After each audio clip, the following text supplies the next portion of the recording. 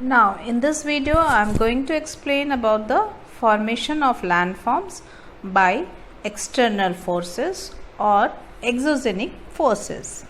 Okay, earlier video we have seen about the endogenic forces, means that happens inside the earth, the forces that happen create inside the earth and the new landforms form it. Here we have to see about the external forces. And what are the, now see what are the process that responsible for the formation of creating a different landforms. So here is three things are there: weathering, erosion and deposition are the process responsible for the formation of the different landforms on the surface of the earth. And what are the natural agents that help in to create a landform formation? That is water, moving ice, winds, groundwater, sea waves. These are the natural agents that aid in the process of landform formation. It helps. These are the natural agents help for the formation of the landform. Okay, but first of all we have to see that what is weathering, what is erosion and what is deposition. Weathering. What is weathering? Weathering is defined as the gradual process by which rocks break up and decay due to the atmospheric condition and situation. Means atmospheric condition and situation के according rocks में जो break up होता है, टूट आती है, हाँ, that is called weathering. There is no transportation of rock fragments through the agents of weathering. It may be caused by chemical, physical and biological process. इसके कारण हो सकता है. Weathering alters the landscape and is crucial to the formation of soil. Next is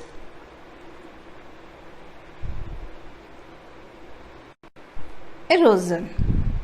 The process of wearing away of land surface and its transportation by natural agents such as running water, moving ice, wind, action of waves etc. is known as erosion. अब यहाँ पर erosion का मतलब क्या? wearing away of the land surface. land surface का ऊपर हिस्सा जो ट्रांसपोर्ट होना उसका हटना by natural agents. natural agents के थ्रू. कौन से हैं natural agents?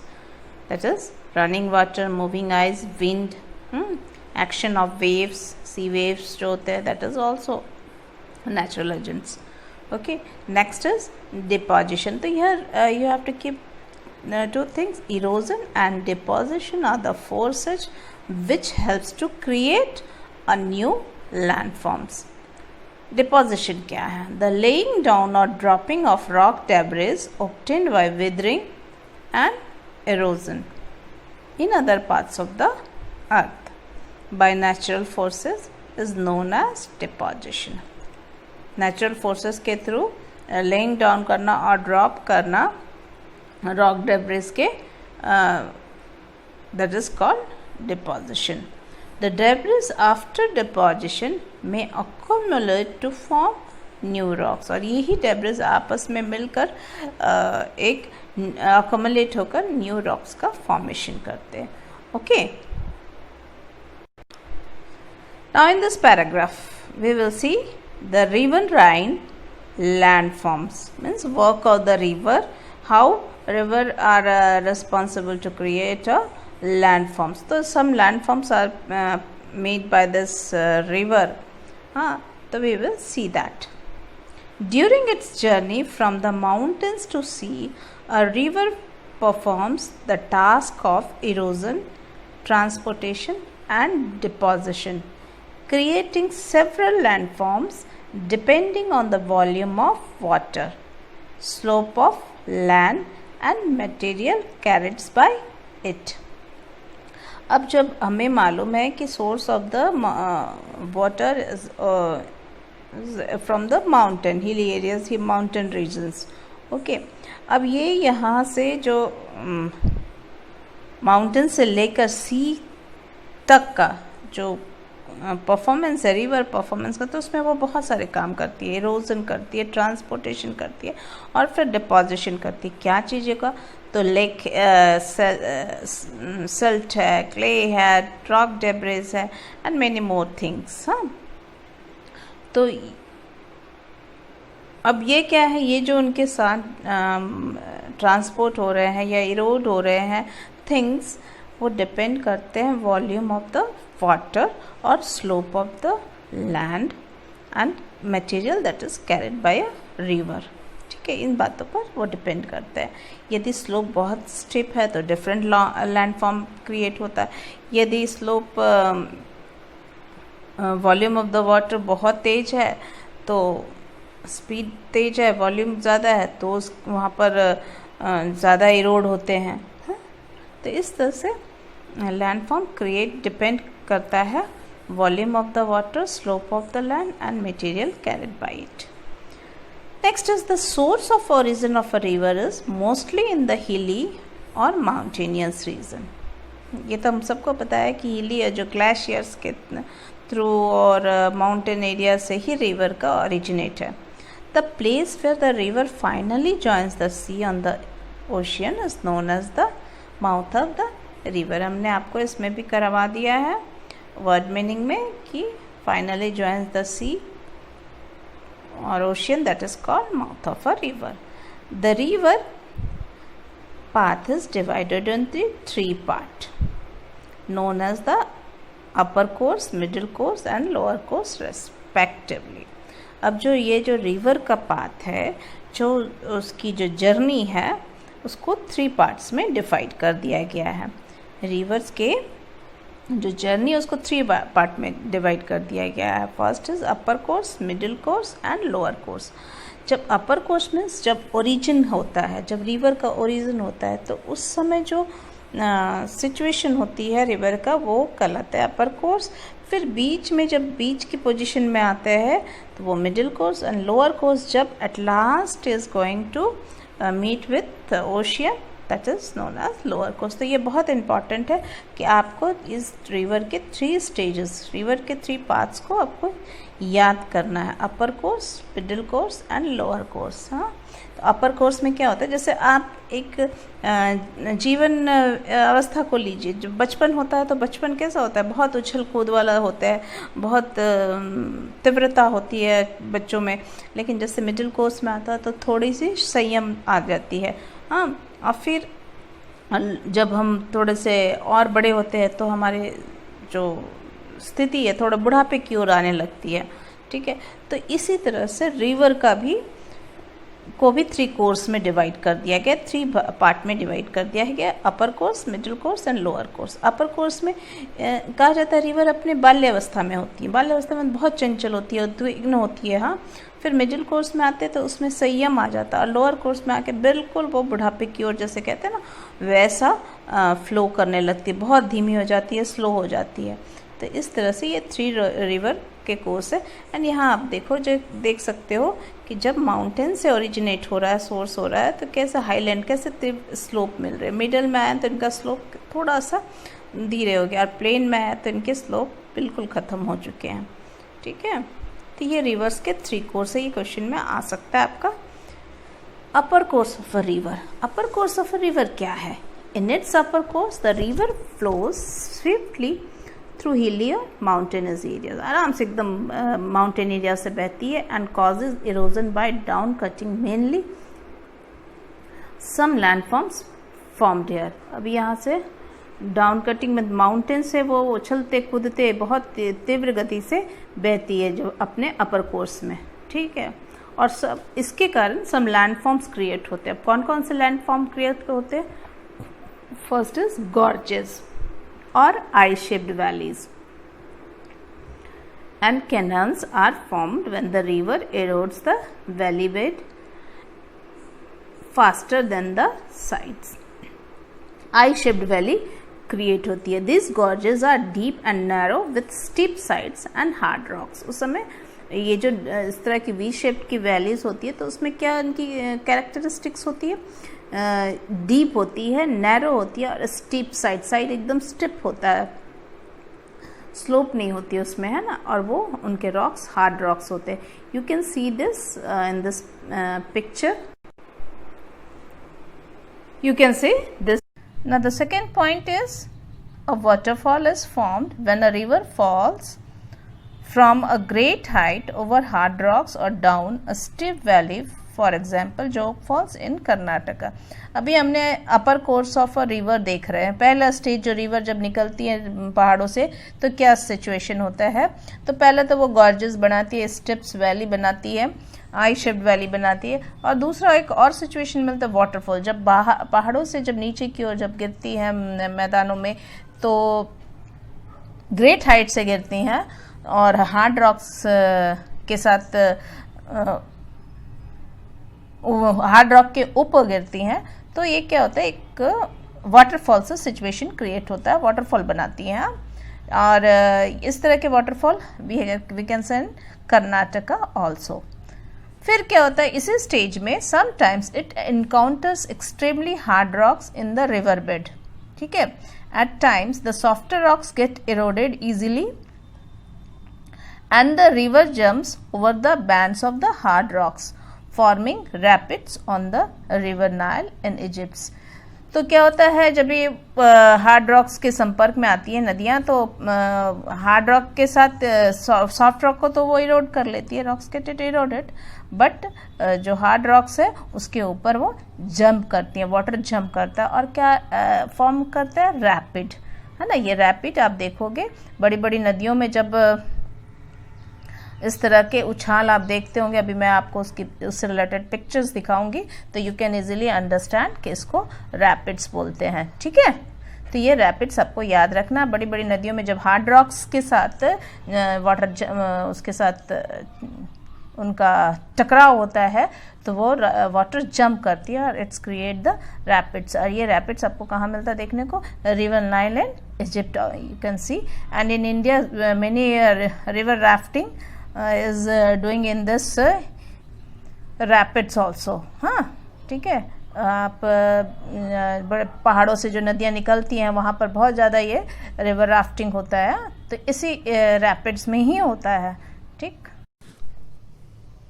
In this picture you can see that when the hard rock is came in the path of river, it jumps, and when the soft rock came, it eroded the material of the soft rock. You can see it is here easily. Just look here. When the hard rock is come, the rapid is formed, and when the softer rock is came, it goes down. Okay. Now with the help of the another picture I am showing to you the waterfall and rapids. Okay. Here you can see the picture of waterfall. It is the picture of waterfall. Okay. Sorry. You can see the picture of waterfall. It is the waterfall. When the river flows down from the mountain, it's create waterfall. Okay. Next picture I am going to show.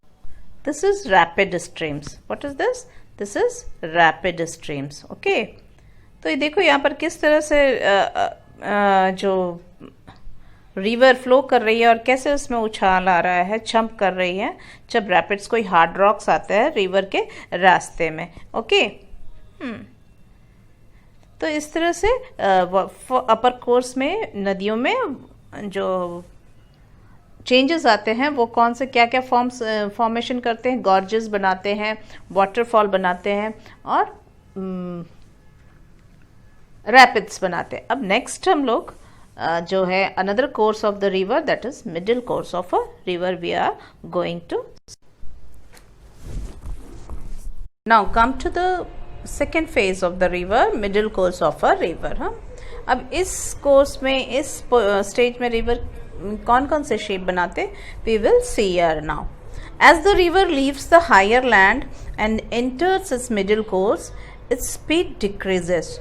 So besides eroding the sides of its valley and transporting the eroded material, it also deposits some of its load, features from here included. Means अब क्या करती हैं कि ये जो shape है जो बनते हैं मिडिल कोर्स में, उसमें क्या होता है, जब भी हायर लैंड से लोअर लैंड की ओर रिवर मूव करने लगती है तो उसकी स्पीड स्लो हो जाती है, और स्लो होने की वजह से वो अपने साथ जो इरोडेड मटेरियल लाती है वो वहीं पर उनको छोड़ते हुए आगे बढ़ती जाती है, और इससे नए टाइप के फॉर्मेशन होते हैं। We will see here first V shaped valleys. अब इसके कारण वी शेप्ड वैली बनती कैसे बनती है? With less steep sides in a middle course the river reaches plain where the valley gets widened. चौड़ी होने लगती, पहले तो वो पतली रहती है, धीरे धीरे वो जो वैली है वो चौड़ी होने लगती है। Hence the slope in the plains is not as steep as the mountain. वो वैली है, पहले तो आपको मिली वो संकरी बिल्कुल आई शेप्ड वैली मिली, लेकिन धीरे धीरे वो चौड़ी होने लगती है, तो उसकी जो स्टीपनेस है वो भी कम हो जाती है, स्लोप मिलने लगता है प्लेन की ओर, और जिसके कारण रिवर का जो वेग है वो भी कम होने लगता है, स्पीड जो है वो भी कम होने लगता है। Second, the speed of a river also decreases and movement on uneven land surface forces the water to move irregularly, leading to the creation of loops or meanders. अब देखो क्या होता है कि ये जैसे उनकी मूवमेंट अनइवन होने लगती है, डिक्रीज होती है, और फिर ये जो अनइवन लैंड मिलते हैं रास्ते में, तो उसके कारण ये उस शेप में ही अपने आप को रिवर ढालने लगती है, यानी लूप के शेप में बन जाती है, सॉरी इस तरह से उनका शेप बन जाता है एक लूप की तरह। अभी आपको आगे उनके शेप दिखाएंगे कि किस तरह से जब मैदान में उतरती है नदियाँ तो वो स्ट्रेट लाइन में नहीं मूव करके टेढ़े मेढ़े सर्प के आकार के, सर्प जैसे सांप मूव करते हैं ना, तो उसी तरह से नदियाँ भी मूव करने लगती है, अनइवन लैंड सरफेस जब उनको मिलने लगता है। तो during the rainy season the river often overflows and deposit the sediments beyond the banks. Rainy season में उनके साथ जो वो अपने साथ इरोडेड मटेरियल लाती है और वो किनारे में, रिवर के किनारे में, बैंक्स में उसको डिपॉजिट करते जाती है।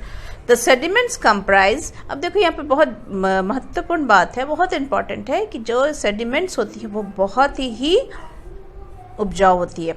The sediments comprise sand, gravel and silt.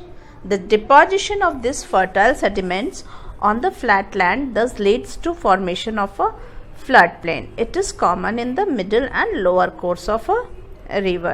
तो ये जो है अपने साथ जो मटेरियल लेके आते हैं उसमें ग्रेवल होते हैं, सिल्ट होते हैं, सैंड होते हैं, और वो धीरे धीरे डिपॉजिट करने लगते हैं अपने रिवर्स के बैंक में, किनारों में। ठीक है, ये स्थिति कब होती है? जब रिवर मिडिल कोर्स में होता है, जब वो धीरे धीरे प्लेन की ओर बढ़ने लगती है। The coarse material deposited close to the river form a long and low wall along a bank known as a natural levee. यहाँ पर वही ये natural levee बनाती है। अभी क्या होता है कि जो दीवारों के बैंक जो रिवर के बैंक होते हैं वहाँ पर वो डिपॉजिट करते जाती है, तो इस एक बाड़ की तरह बना डालती है। तो इससे क्या होता है, मतलब बांध का काम करता है, पानी रोकने का काम होने लगता है। ठीक है, next is you can see here a river delta, कि एक मेन रिवर आती है, लेकिन जब प्लेन में वो आती हैं तो वो उनकी कई छोटे छोटे स्ट्रीम्स बन जाती है, पतली पतली, जिसको क्या बोला जाता है? डिस्ट्रीब्यूटरी। और इस तरह से ये अपने साथ जो मटेरियल लाती हैं वो यहाँ पर इनको डिपॉजिट करते जाती हैं, और ये जो एरिया है वो बहुत ही फर्टाइल होता है। ठीक है, now come to the lower course of a river. अब lower course of a river क्या है? ड्यूरिंग द लोअर कोर्स, सबसे लास्ट स्टेज है रिवर बहने का जो है, स्टेज 3 स्टेज से चल, पहले यंग एज, फिर मिडिल एज, फिर लोअर एज। यंग एज में मतलब वो बहुत चंचल और बहुत मतलब उछलने कूदने वाली होती है नदियाँ, बहुत उसमें स्पीड होता है, लेकिन जैसे मिडिल कोर्स में आता है वो थोड़ा कम और स्पीड हो जाता है। अब प्लेन में आके इसकी जो रिवर की स्पीड है वो और भी कम हो जाती है। तो lower course of a river, during the lower course of the river flows the land which is almost flat. Its work is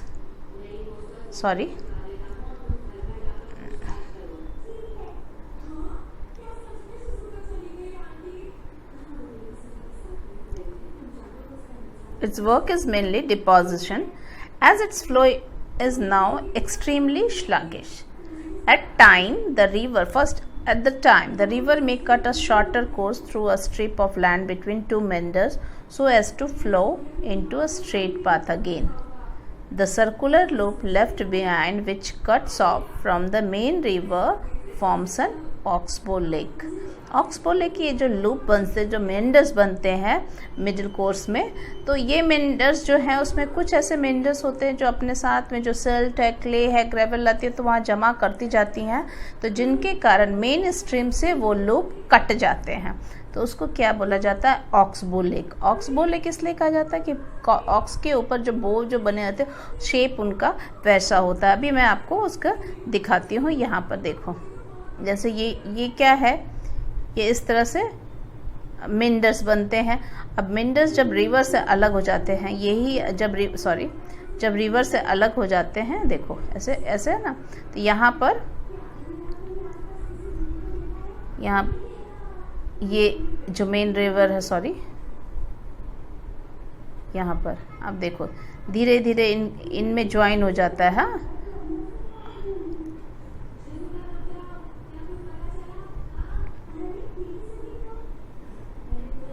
यहाँ देखो इनमें ज्वाइन होता जाता है, और फिर वो यहाँ पर जो सिल्ट है, क्ले है, यहाँ पर आते हैं और वे जमते जमते ये मेन रिवर से अलग हो जाते हैं लूप। इस तरह से मेन रिवर से अलग हो जाते हैं लूप, तो इसको क्या बोला जाता है? Oxbow lake. क्या बोला जाता है? Oxbow lake. ओके, तो नाउ इस तरह से ऑक्सबो लेक का फॉर्मेशन होता है। तो ये भी एक नया क्रिएट होता है लैंडफॉर्म्स का। In its lower course, remaining load of sediment carried by a river gets deposited from a fan-shaped tract of land, and at its mouth, as it finds its way through these deposits, it divides and subdivides into distributary। अभी आपको बताया, यहाँ देखो कैसे ये main river है, छोटे छोटे पतले पतले स्ट्रीम्स में डिवाइड हो जाते हैं जब उनका स्लो हो जाती है इनकी स्पीड। हाँ, और ये फैन लाइक शेप दिखते, तो इसको क्या बोलते हैं? Distributary. Okay, channel to reach the sea. This triangular features of deposition and distributor is known as a delta, from the Greek letter delta, that themselves triangle। देख रहे हैं ट्राइंगल से क्या शेप में बन रहे हैं, तो इसको यहाँ पर इसको हम क्या कहेंगे? Delta. Sometimes strong tides at the mouth of the river carry away the sediments, and so the rivers reach the sea through an estuary. An estuary is defined as a long, narrow, funnel-shaped inlet of the sea into the land with extremely strong tides that carry away to sea the sediments brought down by the river। तो यहाँ पर क्या बोला जा रहा है? तो यहाँ हम कह सकते हैं कि समटाइम्स कभी कभी ऐसा होता है कि एक स्ट्रॉन्ग टाइड्स के चलते जो mouth of the river carry away the sediments, and so the river reach the sea through the estuary. Estuary के थ्रू रिवर और जो सी है वो एक दूसरे से मिल जाते हैं। और वो एस्चुरी क्या है? एस्चुरी को भी कहा गया है कि a long narrow funnel shape, it is a inlet of the sea into the land with extremely strong tides carry away to sea. ठीक है, the sediments brought down by the river। जो sediments है वो कौन होता है? river। now next यहाँ पर बताया कि Ganga Brahmaputra river system forms the world's largest delta। the delta region is extremely fertile and supports the settlements of large population। the rivers Narmada and Tapi form estuaries। ठीक है, उसमें क्या होता है कि हाई टाइड्स की वजह से जो सी है वो सारे सेडिमेंट्स को अपनी ओर ले जाती है, ठीक है, through a funnel shape inlet. अब है नेक्स्ट ग्लेशियर लैंडफॉर्म्स। अब ये तो हमने रिवर राइन लैंडफॉर्म्स देखा, अब देखते हैं ग्लेशियर लैंडफॉर्म्स। इससे किस तरह के लैंडफॉर्म्स क्रिएट होते हैं।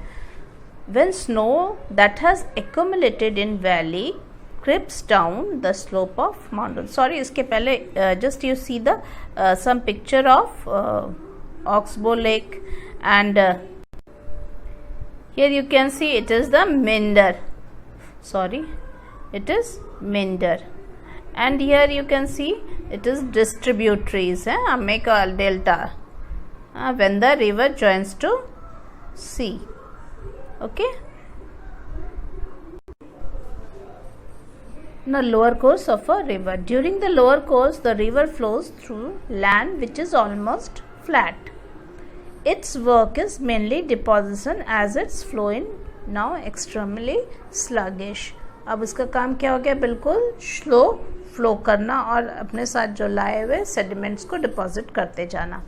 At time the river may cut a shorter course through a strip of land between two minders so as to flow into a straight path again.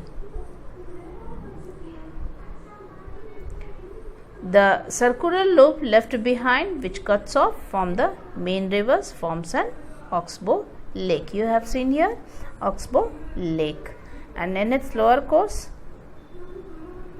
remaining load of sediments carried by a river gets deposited forming a fan shaped tract of land. It is mouth of its find and its way through this depositors divides and subdivides into distributary. Okay, here you have seen this one. The Ganga Brahmaputra river system form the world's largest deltas. Okay, here you have to remember this one. Now come to the glacial landforms. What is glacial landforms? When snow that has accumulated in valleys creeps down the slope of mountains due to the action of gravity, it forms a river of ice known as glacier. ठीक है, कभी कभी ऐसा होता है कि बहुत बड़ा टुकड़ा जब टूट कर नीचे गिरता है और वो रिवर ऑफ आइस फॉर्म करता है, that is known as glacier. उसको क्या कहा जाता है, glacier. Glacier helps create many landforms. ठीक है, बहुत सारे लैंडफॉर्म्स बनाता है। अब कौन कौन से लैंडफॉर्म्स बनाते हैं? As a glacier moves it carries rock fragments as well as gravel with it. A glacier erodes both the bed and the sides of its valley at the same time, thus forming a U-shaped valley with a flat base and various steep sides. ठीक है, अब जो पहले V shape से अब ये जो valley हो गए और भी फ्लैट हो गए और it is named as U-shaped valley. In the mountains, a glacier carves deep hollow forming armchair-shaped depression known as corrie or cirque. Many such features are found in Scottish and Welsh Islands. तो जब mountain से जब एक glacier carves deep hollow form जब निकलता है तो एक डीप हॉलो फॉर्म करते हैं आर्म चेयर शेप्ड। अब जब व्हेन आइस मेल्ट, और उसमें कभी कभी आइस जब जम जाते हैं और वो आइस मेल्ट करता है तो that portion is covered with water, this is called corrie. Water forming a lake from as corrie lake और टॉर्न, इसको क्या कहा जाता है, कोरी लेक और टान। ये जब बर्फ पिघल जाते हैं तो कोरी filled with this water forming a lake known as, और एक लेक की तरह वो फॉर्म कर उसको नाम दिया गया है कोरी और टान। A glacier often acts like a plug or a gigantic piece of sandpaper because it erodes the land beneath it. The sand gravel clay and boulder, that is erodes, are thereafter carried by the glacier either on its surface, within it, or dragged along the bottom. As temperature increases and the ice melts, the glacier leaves behind or deposit the load it is carrying on the valley side and floor.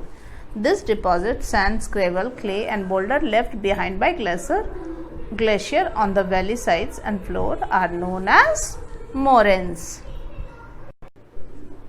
तो अब glacier के साथ बहुत सारे जो sand है, gravel है, clay है, बोल्डर्स है, इरोड्स होते हुए आते हैं और वो डिपॉजिट होते जाते हैं नीचे जब उनके स्पीड स्लो हो जाती है. The deposit of sand, gravel, clay and boulder left behind by glacier. Glacier के द्वारा जो डिपॉजिट किए जाते हैं तो उसको क्या बोला जाता है? मोरेन्स. उनका नाम क्या दिया गया? मोरेन्स. ठीक है. Next is U shaped glaciated valley और अ कोरी. क्या है कोरी? इसको अभी हम देखते भी बताते हैं. Sometimes a glacier may reach the sea without melting. Here it may break up and form floating masses of ice called icebergs. कभी कभी क्या है, जो पहाड़ों में से जो ग्लेशियर है वो टूट कर जब गिरते हैं नीचे तो वो पिघल नहीं पाते. रीच द सी के पास तो पहुंच गए लेकिन पिघल नहीं सके. तो वो ब्रेक कर जाते हैं from floating masses of ice. और ये ice, floating mass of ice is called iceberg. क्या कहा जाता है उनको? आइसबर्ग. ओके. तो समटाइम्स अ ग्लेशियर में reach the sea without melting. Here it may break up and form floating masses of ice called icebergs. Now the next our topic is wind. Wind landforms. The role of winds in alternating the landscape is particularly noticeable in deserts where the soil is sandy, dry and loose. As the winds freely blow in the sandy areas, they carry loose sand particles which act as tools in scraping and polishing rocks to form different features. अभी क्या होता है कि ये जो wind landforms है ये mostly desert area में आपको देखने को मिलेंगे, जहाँ पर जब विंड ब्लो करती है तो विंड सैंडी एरिया में ज़्यादा इस तरह के लैंडफॉर्म इसलिए दिखते, डेजर्ट में दिखते, क्योंकि वो सॉइल जो होती है वो सैंडी होती है, ड्राई होती है और लूज होती है. ठीक है. और इसका और दूसरा कारण भी ये कि ये जो है विंड्स सैंडी एरियाज में जो लूज सैंड पार्टिकल्स है उसको एक टूल्स की तरह यूज़ करती है और जो रॉक्स है उसके निचले भागों को ज़्यादा स्क्रैप करती है और पॉलिश करती है. उसका कारण क्या है कि सैंड को बहुत ऊपर हाइट तक नहीं ले जा सकती है विंड, जिसके कारण मोस्टली जो रॉक्स हैं डेजर्ट एरिया में वो निचले पार्ट में ज़्यादा स्क्रैप होती है और ज़्यादा इरोड होती है. तो अभी हम देखते हैं कि किस टाइप के फीचर्स बनते हैं वहाँ पर सैंड के, जैसे मशरूम रॉक टाइप फीचर्स बनते हैं. देखो कैसे बनते हैं. At times erosion of these rocks is maximum at the base as the wind cannot carry the sand to a greater height. ठीक है. बहुत ऊंचाई में सैंड को कैरी करके नहीं ले जा सकते, जिसके कारण जो नीचे वाला पार्ट है, जब हवा बहती है तो नीचे वाले पार्ट को ज़्यादा कट करती है, ज़्यादा इरोड करती है, leading to the formation of mushroom rocks और गौर. मशरूम रॉक्स और गौर का फॉर्मेशन करती है. चैप्टर्स के लास्ट में मैं आपको कुछ फीचर्स दिखाऊंगी and you can understand the very well how the mushroom type of rocks. Then second, when the speed of the wind decreases it deposit the sands and particles it was carrying along with it. अब क्या होता है, ये तो जब भी तेज हवा होती है तो इस तरह की स्थिति होती है कि मशरूम टाइप रॉक्स फॉर्म होता है, लेकिन जब विंड डिक्रीज करने लगती है, उसकी स्लो हो जाती है स्पीड, तो it deposit the sand and particles को जो अपने साथ कैरी करने होती है वो डिपॉजिट करना शुरू करती है। एट दैट टाइम जो फीचर्स बनते हैं उसको क्या बोला जाता है? Sand dune. हिल टाइप के फीचर्स बनने लगते हैं, लैंडफॉर्म्स क्रिएट होने लगते हैं, जिसको क्या बोला जाता है? Sand dune. As more and more sand gets deposited, it forms a hill sand known as a sand dunes. These sand dunes are not static, instead they move in direction of the wind. Means ये sand dune बहुत static नहीं होते, they move in the direction of the wind. Wind के direction के अनुसार भी वो move करते रहते हैं। आपने देखा होगा डेजर्ट में किसी तरह से कहीं पर आपको थोड़ा सा हिली एरिया दिखेगा, फिर नीचे थोड़े से प्लेन्स दिखेंगे, देन हिले, और फिर जैसे फिर हवा आती है, बहुत जोरों की हवा आती है, तो वो फिर वो सैंड ड्यून्स वहाँ से मूव करके दूसरी जगह एक्यूमुलेट हो जाते हैं। तो इस तरह से ये इसको कहा जाता है कि sand dunes are not static. Okay, third points, sometimes the fine sand can be carried to a great distances and deposited over a large areas beyond the desert limits on the neighbouring lands, forming loeses. This may bury or landforms in an area. अब क्या होता है, कुछ ऐसे fine particles होते हैं sand के, जैसे जो हेवी है उनको तो वहीं डिपॉजिट कर दिया, लेकिन जो थोड़े से फाइन पार्टिकल्स होते हैं ब्लो करते रहते हैं विंड के साथ और बहुत डिस्टेंस तक आगे चले जाते हैं, और फिर कुछ एरिया के बाद वो वहाँ पर उसको डिपॉजिट करते हैं। मीन्स वहाँ पर सिर्फ प्लेन बिल्कुल फाइन पार्टिकल्स ही होते हैं सैंड के। तो इस तरह से जो वहाँ पर फॉर्मेशन होता है उसको कहते हैं लोएस। ठीक है, next, where wind blows away sand to create hollows and ground water comes to the surface and oasis is created. अब एक और फीचर्स क्रिएट होता है जब सैंड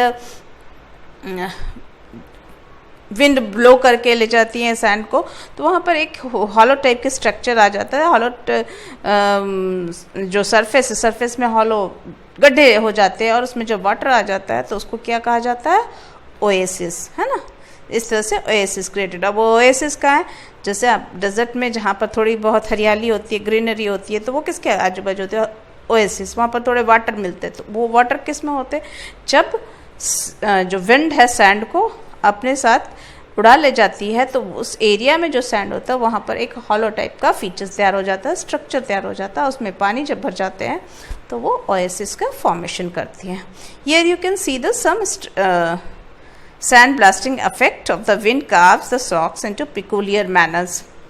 यहाँ देखो किस तरह से ये जो सैंड स्टोन है उनको, रॉक्स को विंड ने कार्व कर रखा है। ठीक है, looking pillars called rock pedestals or fairy chimneys. Okay, here is the another Loess Valley in China. Loess क्या है? It is the area of very fine particles that wind carry for a long distance and then deposited, that is formed here. It is informed in China. Loess Valley बहुत famous है। ठीक है, now next is marine landforms. अब marine landforms सी waves के चलते जो landforms होते हैं, that is called marine landforms. ठीक है, तो ये जो स्ट्रक्चर्स तैयार होते हैं बहुत सारे हैं, सी क्लिफ है, फिर उसके बाद स्टेक है, आर्चेस है। ठीक है, ये आपको सी वेव के कारण जो स्ट्रक्चर लैंडफॉर्म्स बनते हैं, that we will see in this marine landforms. Along the coast, sea waves, currents and tides are responsible for creating changing landforms. ठीक है, समुद्र के किनारे के जो हिस्से में जो चेंजेस होते हैं, लैंडफॉर्म्स तैयार होते हैं, वो सी वेव्स और करंट और टाइड्स के कारण होते हैं। The work of the wave is confined to a narrow belt along the coast where many features are formed. अब कौन कौन से features formed होते हैं? First, waves carve out sea cliffs or steep vertical rocks facing the sea and wave cut terraces or platforms. sea के किनारे जो wave से जो कार्व होते हैं, जो रॉक्स कार्व होते हैं, उसको क्या बोला जाता है? सी क्लिफ। स्टिप बिल्कुल स्टिफ वर्टिकल रॉक फेसिंग होता है, उसको बोलते हैं सी क्लिफ. ठीक है. Now I am going to show you that sea cliff. Okay, here you can see the sea Cliff.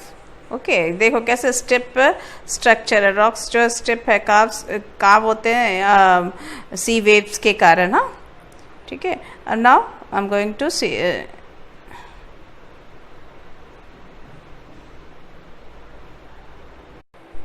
Now caves. Caves are formed when the headlands are eroded back, and over a period of time these are further eroded to form arches which eventually collapse and form island stacks and stumps. So here we can see here the three landforms are made by the marine or by the waves of the sea. What are that? Caves. First is caves, arches and stacks, island stacks and stamps. तो ये क्या है? Caves. How it is formed? Over the time sea rocks cracks became larger. sea rocks में जो cracks होते हैं वो larger हो जाते हैं धीरे धीरे through the waves of the sea. और जब ये हॉलो शेप्ड स्ट्रक्चर ले लेते हैं तो उसको क्या कहा जाता है? सी केव्स. अब धीरे धीरे और ये ही सी केव्स लगातार उनके ऊपर एरोडेड होते जाते हैं और ये आर्क लाइक शेप ले लेते हैं. क्या होता है? When the sea caves became bigger and bigger and only the roofs are remain, it forms arch like shaped. It is called arches. ठीक है. नेक्स्ट, अब और थोड़ा टाइम पीरियड के बाद क्या होता है? धीरे धीरे ये जो ऊपर का जो रूफ है वो भी कोलैप्स कर जाता है और सिर्फ स्टैक्स, एक पिलर स्ट्रक्चर रहता है, उसे कहते हैं हम स्टैक्स.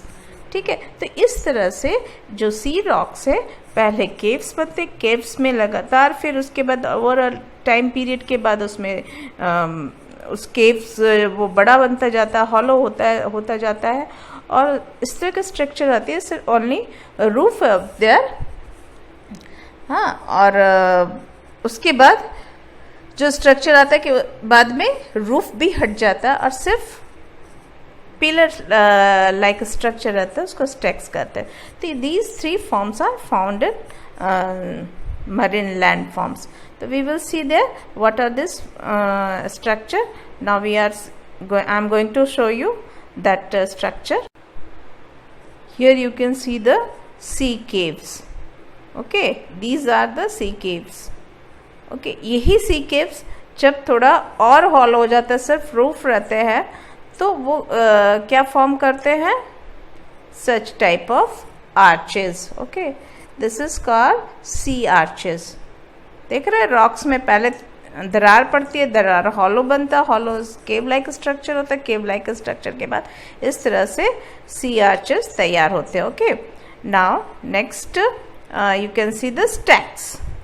अब देखो लॉन्ग पीरियड के बाद वो ऊपर का रूफ भी हट जाता है और इस टाइप का स्टैक्स रह जाता है. ये दिस इज स्टैक्स. हाँ, पिलर शेप ऐसे रह जाते हैं तो इसको कहते हैं स्टैक्स. तो इस तरह से मैरीन लैंडफॉर्म्स फॉर्म होते हैं, क्रिएट होते हैं. ठीक है. ओके,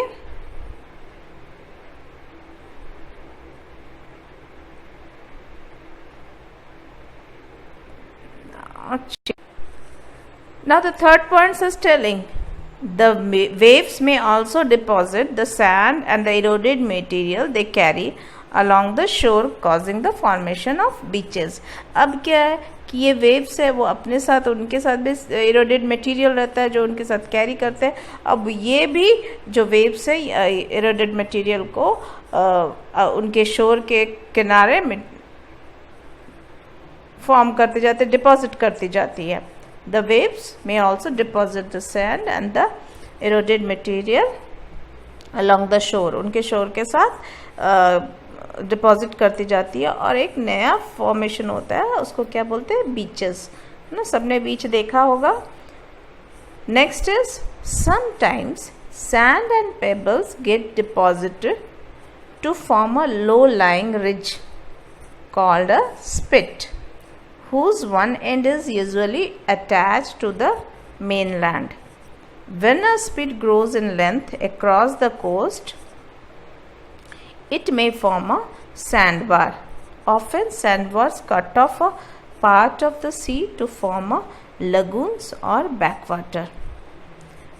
अब क्या होता है कि धीरे धीरे ये जो सैंड है पेबल से डिपॉजिट हो जाते हैं लो लाइंग एरिया में और ridge like low lying ridge बन जाते हैं जिसको स्पिट कहते हैं और धीरे धीरे ये मेनलैंड से अटैच्ड होता है और यही धीरे धीरे क्या होता है कभी ऐसा स्थिति होता है कि ये जो स्ट्रीम है when a spit grows in length across the coast it may form a sandbar और उसके बाद ये सैंडबार जो है किससे कट ऑफ हो जाता है सी से और एक नया स्ट्रक्चर फॉर्म करता है लगून्स और बैकवाटर्स सी से अलग हो जाता है. हमारे यहाँ पर उड़ीसा में चिल्का लेक है, ये भी इस तरह का ही एक लगून्स है जो कि क्या है सी से अलग हो गया. वो भी कैसे हुआ कि पेबल सैंड वहाँ पर डिपॉजिट होते गए तो वो मेन जो लैंड से थोड़ा ऊपर हो गए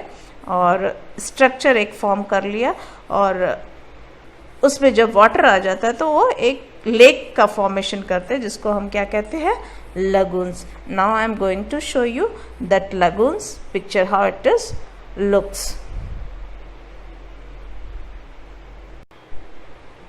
तो यहाँ आप देखो कि कैसे कुछ पेबल्स और ये डिपॉजिट होते गए और a body of water cut off from a larger body by reef of sand. हाँ यहाँ पर दिख रहा है आपको ये स्थिति जो है और ये मेन लैंड से मेन सी से कट ऑफ होगा और इस तरह से एक लेक का फॉर्मेशन होता है जिसको क्या बोलते हैं lagoon. Okay, now our chapter is over. In your book you can see another main structure, that is the last page of your chapters. It is given some pictures of the main landforms are there, and that is forming by the rivers or by the wind or by the marine. So all you can see there. So now your duty is read the chapter carefully. If you are not understanding the chapters, you can ask me during the doubt class. Okay, thank you students.